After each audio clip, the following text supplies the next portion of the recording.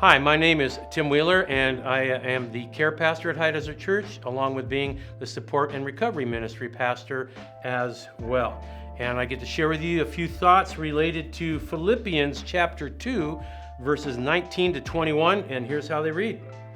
Paul writes, I hope in the Lord Jesus to send Timothy to you soon, that I also may be cheered when I receive news about you. I have no one else like him who will show genuine concern for your welfare. For everyone looks out for their own interests, not those of Jesus Christ. Ouch! That's my gut reaction when I read these verses because of how convicting they are. They describe a powerful insight in how Paul viewed this young pastor whom he had mentored and thrust into ministry. One of the reasons I say ouch is because, as many of you watching this know me, you also obviously know that my name is Timothy. In the biblical Greek, this name, Timotheos, is a compound of two Greek words, timao, to honor, and theos, the word for God. Thus, the name Timothy, or Timotheos, means to honor God. What a challenging name to live up to.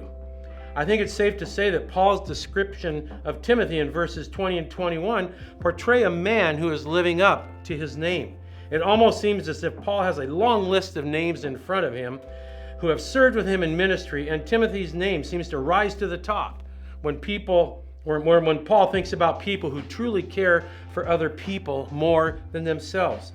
Think about what he says. I have no one else like him. When your name or mine comes up in a discussion among coworkers or friends or neighbors or relatives, would they say something like, you know, Tim or Mary or whomever is the most caring and unselfish person I know. When I think what a Christian is supposed to be like, they are one of the first people that comes to my mind. Again, I say ouch, because too often I feel like the first part of verse 21 is what is true of me. That's where Paul said, for everyone looks out for their own interests, not those of Jesus Christ.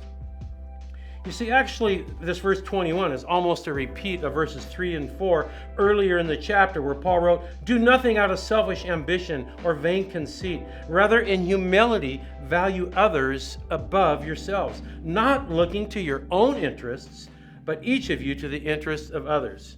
Paul then points to Jesus as the perfect example of this kind of unselfish lifestyle. You might push back a little bit like me and say, well, that's impossible to be as unselfish as Jesus. Well, yes, it is, but that's not an excuse to not aim for it. Because after Paul said Jesus was the supreme example, he then says, I know someone who's trying to be unselfish like Jesus, and his name is Timothy.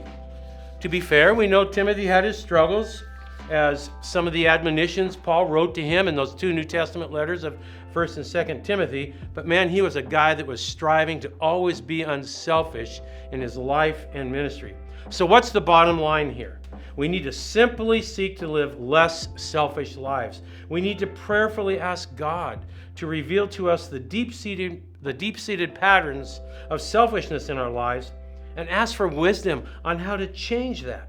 Begin by asking, Lord, in your gracious way, please show me where I am selfish with my time, my relationships, and my money, and show me how I can change that.